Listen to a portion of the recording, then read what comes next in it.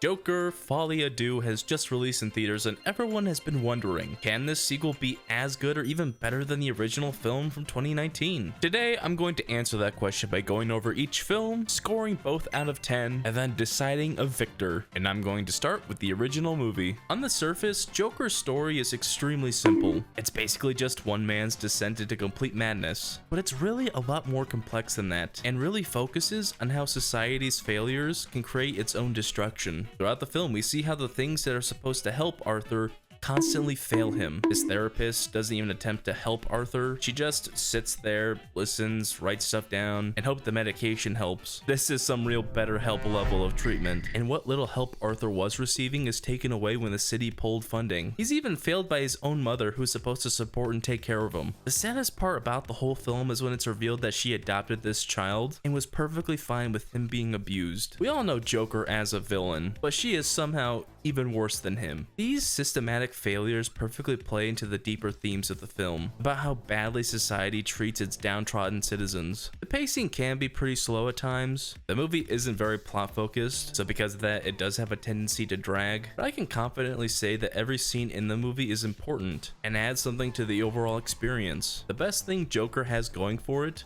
is Arthur Fleck and Joaquin Phoenix. This entire movie hinges on this performance, and thankfully, it works. Phoenix is fantastic at portraying every shade of Arthur's character. He can be timid, he can be confident, he can be playful, and he can be downright insane. This is an incredibly demanding role, and Phoenix delivers in every aspect. Those scenes where he has his laughing fits are real standouts. He looks like he's in such physical discomfort. Joaquin Phoenix is also incredibly dedicated. Even now, watching this movie 5 years later, I'm still shocked at how skinny he got for this role. I mean, really, he looks like a Minecraft skeleton. He is super thin. And as a character, Arthur is much more sympathetic than you'd think he would be. At the very start of the film, he does nothing wrong. He's working an honest job, he's taking care of his mom, he has dreams and aspirations of entertaining people up on stage. Why so serious? And it's honestly sad to watch this cruel world beat him down again and again and again until he becomes a monster. Arthur is for sure one of the most tragic main characters in quite some time. The other characters are pretty meh though. Most of them only exist to further Arthur's development, or they're not even characters at all. Zazie Beetz being Arthur's fake girlfriend is such a funny twist in retrospect. When I first saw the film, I did fall for it. On rewatch, it's so obvious. Neither she nor anyone else would ever date this man after he stalked her or awkwardly did this. Hey. Wow, he's really got that Jeffrey Dahmer riz. I still think her and other characters like Murray Franklin are still pretty well utilized to show Arthur's mental state. These delusions where he's in a relationship with Sophie or he's welcomed onto the stage of Murray's show don't exist because Arthur's crazy and they want to show you just how freaking crazy he is. They exist to show the audience what Arthur's deepest desires are. He wants to have a peaceful life with someone who genuinely cares about him. He wants to have a father figure like Murray, and these happy delusions only drive him deeper into the madness. So while not all the characters in the film are well developed, they do serve in making Arthur a fantastic character. Todd Phillips doesn't have the most extensive filmography. Most of his big movies are comedies like War Dogs, or the Hangover movies that progressively get worse and worse.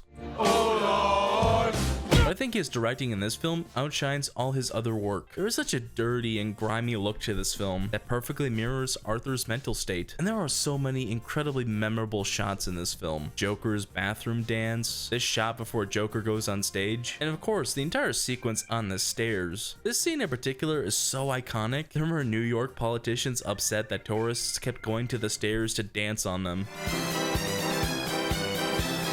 Something I especially enjoy about the directing of the film is the fact that it never feels pretentious. Because the story of the film is so grounded, the directing feels almost earnest. And the cinematography by Lawrence Sher is stunning. This is a very gorgeous looking movie. The score by Hildur Gunnadóttir is incredible. It bathes the film in a sense of dread, and the sound design, the practical effects, and everything else is really top notch. This film wanted to take inspiration from the comics and tell a very grounded and real story about a man who wants to be seen it becomes seen in the absolute worst way possible. And while I think it mostly achieves this, there are some things I don't believe the filmmakers intended. If you saw my DCEU ranking video from way back, my second ever video, I put Joker in F tier without any explanation whatsoever. And these movies aren't in the DCEU, but they came out during the DCEU. Joker F tier, Batman S tier. I did this at the time mostly as a joke, because while I do believe this is a good movie, it has also just become a big meme. There are so many things in this movie that make me laugh when they weren't supposed to, like when he drops the Glock in the children's hospital, or this line. Think that killing those guys is funny? I do. And I'm tired of pretending it's not. Or you get what you deserve. And the public reception to this movie back in 2019 was so funny. I still remember it like it was yesterday. Some movie theaters were beefing up security. The news was fear-mongering over the film. Jenny Nicholson said she didn't like it, and that caused a whole thing. Also, as a comic book adaptation, I'm kind of mixed on it. I like that it gives Joker a grounded reason for the laugh, and it gives him a more understandable motivation outside of just, I'm crazy, I'm the Joker, baby. But I strongly dislike the inclusion of the Waynes. I really don't like the subplot of Thomas Wayne maybe being Arthur's father.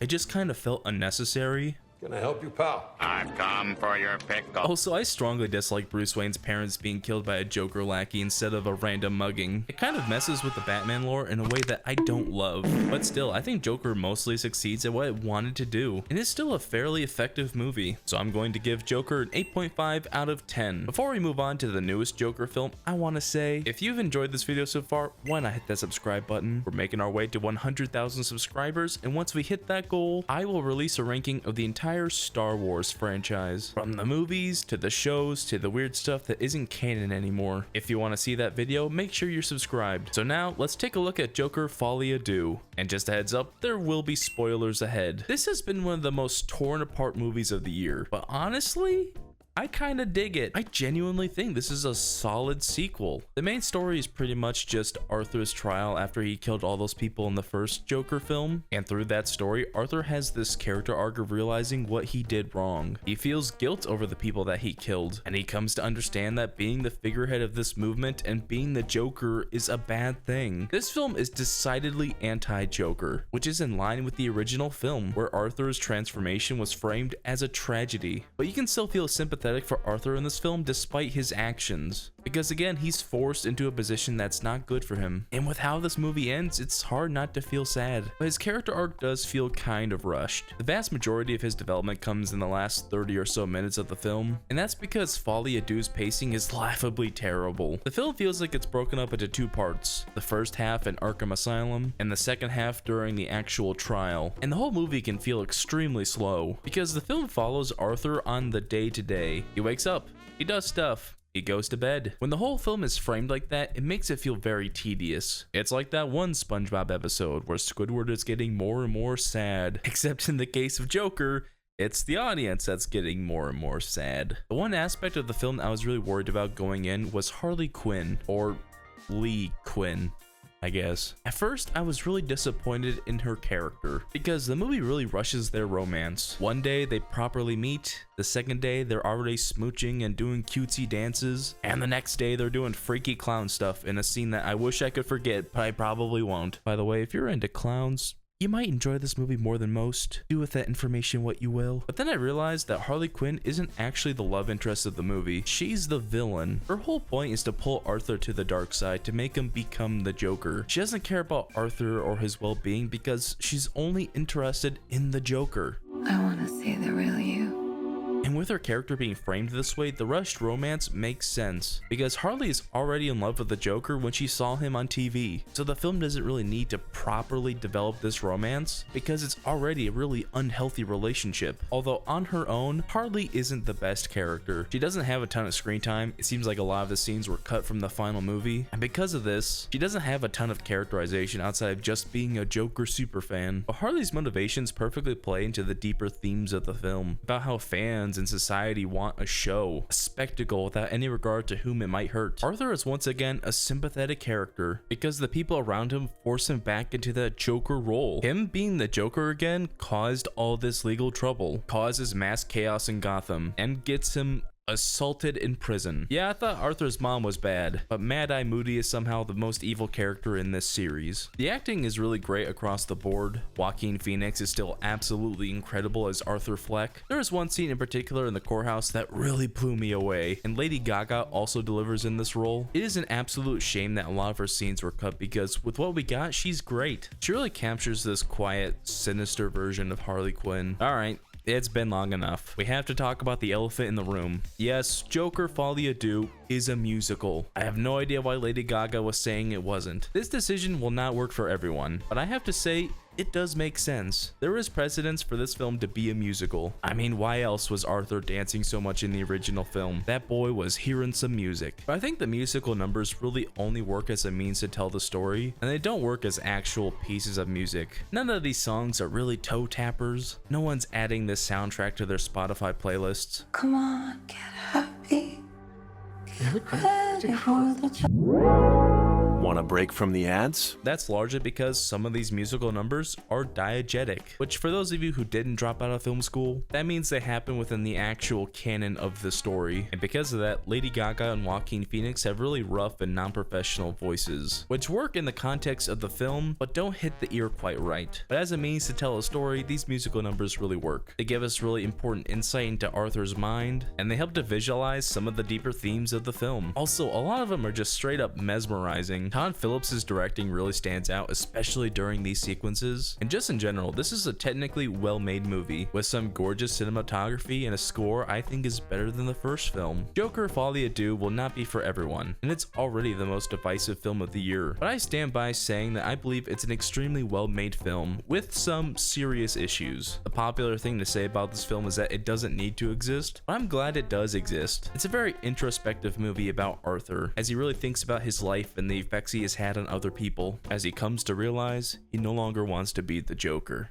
So I'm going to give Joker Folie a 6.5 out of 10. So out of these two movies, I still think the original reigns supreme, even though the sequel is pretty solid. But what do you think? Do you agree that the original film is better, or do you think the sequel surpasses it? Let me know down in the comments. Also, I might do a bigger video on Folie when it comes out on Blu-ray, so let me know if you want to see a video about that. But in the meantime, if you want to watch another comparison video, you can check out my comparison of the Crow movies, or if you're in the mood for something else, you can click on this video that YouTube picked out just for you.